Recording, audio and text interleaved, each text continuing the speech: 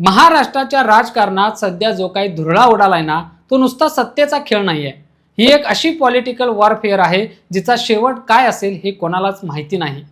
एका बाजूला भविष्यवाणी केली जाते की राज्यात मोठा महाभूकंप येणार आणि दुसऱ्या बाजूला दोन नावं सारखी कानावर पडतायत, ऑपरेशन टायगर आणि ऑपरेशन तुतारी. उपमुख्यमंत्री एकनाथ शिंदे दिल्लीला जातात, पंतप्रधान आणि गृहमंत्र्यांना भेटून परत येतात आणि अचानक चर्चा सुरू होते की आता काहीतरी मोठं होणार.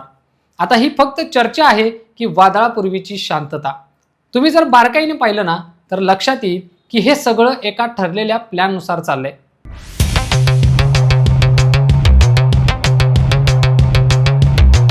नमस्कार, मी सुनील आणि तुम्ही पाहताय या बोलूया. ऑपरेशन टायगर ऐकायला खूप जबरदस्त वाटतं ना, पण हे नाव आलं कुठून आणि याचा टार्गेट कोण आहे? दिल्लीच्या दौऱ्यानंतर शिंदेंनी आपला मोर्चा थेट मातोश्रीकडे वळवलाय. सध्याच्या घडीला ठाकरे गटाकडे 9 खासदार आहेत, पण दिल्लीतल्या राजकीय वर्तुळात अशा वावड्या उठल्यात की या 9 पैकी किमान 6 खासदार शिंदेंच्या संपर्कात आहेत. आता प्रश्न असा पडतो की ज्या खासदारांनी 2.5-3 वर्षापूर्वी बंडाच्या वेळी ठाकरेंची साथ सोडली नाही, ते आता का विचार करतायत?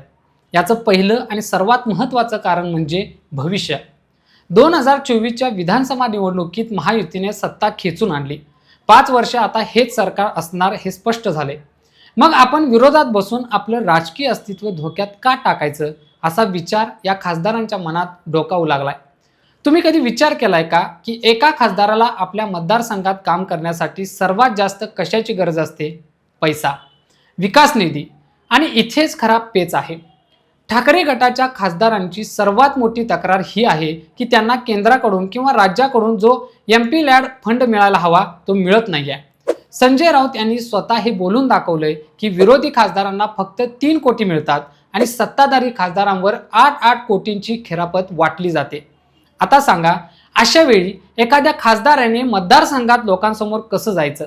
हा जो निधीचा भेदभाव आहे ना, हेच ऑपरेशन टायगरचं सर्वात मोठं हत्यार आहे. पण हे ऑपरेशन फक्त निधीपुरतं मर्यादित नाही. मातोश्रीच्या अंतर्गत गोटात काहीतरी शिजते. हे तेव्हा स्पष्ट झालं जेव्हा संजय राऊत यांच्या दिल्लीतल्या निवासस्थानी ठाकरे गटाच्या खासदारांची एक इमर्जन्सी बैठक झाली. तिथे जे काही घडलं ना, ते खूप बोलकं आहे. खासदारांनी उघडपणे आपली नाराजी व्यक्त केली. त्यांचं म्हणणं होतं की उद्धव ठाकरे आम्हाला भेटत नाहीत, आम्हाला वेळ देत नाहीत. आदित्य ठाकरेंच्या कार्यपद्धतीवरही काहींनी प्रश्न उपस्थित केले. विचार करा, जेव्हा घरचेच लोक नाराज असतात तेव्हा बाहेरचा शिकारी टपून बसलेला असतोच. शिंदेनी नेमकं हेच हेरले. म्हणूनच उदय सामंत जेव्हा म्हणतात की अनेक खासदार आमच्या संपर्कात आहेत, तेव्हा त्यामागे काहीतरी ठोस असल्याशिवाय ते बोलणार नाहीत. आता वळूया ऑपरेशन तुतारीकडे. तुतारी हे शरद पवारांच्या पक्षाचं चिन्ह. पण इथे गंमत अशी आहे की हे ऑपरेशन पवारांनी नाही तर पवारांच्या विरोधात आखलं गेले असं दिसतंय. राष्ट्रवादी काँग्रेसच्या शरद पवार गटातही आता मोठी फूट पडण्याची शक्यता वर्तवली जाते. ऑपरेशन टायगरच्या माध्यमातून ठाकरेंचे खासदार ओढायचे आणि ऑपरेशन तुतारीच्या माध्यमातून पवारांच्या उरल्या सोरल्या फौजेत खिंडार पाडायचं, असा हा दुहेरी प्लॅन आहे. भाजप आणि शिंदे गट मिळून हे ऑपरेशन राबवत असल्याचं बोललं जातंय. राष्ट्रवादीच्या काही खासदारांनी तर दिल्लीत शिंदेंच्या भेटीगाठी घेतल्याच्या बातम्या आहेत. हे सगळं कशासाठी? तर येणाऱ्या निवडणुकांमध्ये विरोधकांना पूर्णपणे निस्तेज करण्यासाठी. अजित पवारांच्या त्या दुर्दैवी विमान अपघाताने राजकारणात एक मोठी पोकळी निर्माण केली. ती पोकळी भरून काढण्यासाठी आता हे सगळे खेळ सुरू झालेत. रोहित पवारांनी या अपघाताबद्दल जे काही संशय व्यक्त केलेत, जो 0 FIR दाखल केलाय, ते पाहता यामागे एखादं मोठं षडयंत्र असावं का अशी शंका येते. पण आता लोकांचं लक्ष अपघातापेक्षा या ऑपरेशन्सकडे जास्त आहे. कारण हे ऑपरेशन्स राज्याची पुढची 5-10 वर्षाची दिशा ठरवणार आहेत. महाराष्ट्राच्या राजकारणात अजून एक धक्कादायक वळण आले, ज्याला संजय राऊत ऑपरेशन मुतारी म्हणतायत. हे नाव त्यांनी का दिलं? तर नाशिकच्या त्या भोंदूबाबा अशोक खरातमुळे. या खरात प्रकरणाने राजकारण किती खालच्या पातळीवर जाऊ शकतं हे दाखवून दिले. बलात्कार, काळी जादू, अघोरी पूजा आणि मंत्रालयातले फोटो, हे सगळं काय आहे? राऊतांचा दावा आहे की खरातकडे 58 अशा क्लिप्स आहेत ज्या खरात फाईल्स म्हणून ओळखल्या जातील. त्यामध्ये काही मंत्र्यांचे अश्लील व्हिडिओ असल्याचा आरोप होते. आता विचार करा, जर हे व्हिडिओ बाहेर आले तर ज्या नेत्यांना आपण आदर्श मानतो त्यांचे चेहरे कसे दिसतील? हे प्रकरण दाबण्यासाठी ऑपरेशन टायगर किंवा तुतारी वेगाने राबवलं जाते का? म्हणजे लोकांचं लक्ष विचलित करण्यासाठी ही फोडाफोडी तर नाही ना? खरात प्रकरणाने एका बाजूला नैतिकता संपवली आणि दुसऱ्या बाजूला सत्तेची हाव वाढली आहे. रुपाली चाकणकर यांना राजीनामा द्यायला लावून कदाचित सरकारने एक सॉफ्ट टार्गेट दिलं असेल, पण राऊत म्हणतायत तसं खरातच्या पाया पडणारे ते 40 आमदार कोण? ते खरातच्या बंगल्यावर काय करायचे? सत्तेसाठी मंत्रोच्चार करायचे की विरोधकांना संपवण्यासाठी काळी जादू?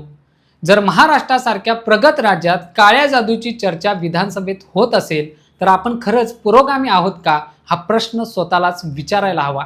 या सगळ्यात उद्धव आणि राज ठाकरे एकत्र आलेत. मुंबई महापालिकेच्या निवडणुका नुकत्याच झाल्या, निकाल आपल्या सर्वांसमोर आहेत. पण हे दोन्ही भाऊ एकत्र येऊन मराठी माणूस ही अस्मिता पुन्हा जागी करण्याचा प्रयत्न करत आहेत. त्यांनी संयुक्त जाहीरनामा काढला, वचननामा दिला, पण त्यांच्या या पुनर्मिलनाला शह देण्यासाठीच ऑपरेशन टायगरचा वेग वाढवण्यात आलाय का? कारण जर ठाकरेंची ताकद पुन्हा वाढली तर शिंदेच्या अस्तित्वावर प्रश्नचिन्ह निर्माण होईल. म्हणूनच संसद सत्र सुरू व्हायच्या आधी हे खासदार फोडण्याचा चंगच सत्ताधाऱ्यांनी बांधलाय. तुम्ही बजेटकडे पाहिलं तर लक्षात येईल की सरकारने लाडकी बहीण योजना, शेतकऱ्यांना कर्जमाफी अशा अनेक घोषणा केल्यात. हे सगळं मतदारांना खुश करण्यासाठी आहे. पण मतदारांना खुश करण्याच्या नादात आपण लोकशाहीचा जो खेळखंडोबा पाहतोय त्याचं काय? फोडाफोडीचं राजकारण आता इतकं टोकाला गेलंय की कोण कोणत्या पक्षात आहे हे ओळखणंही कठीण झालंय.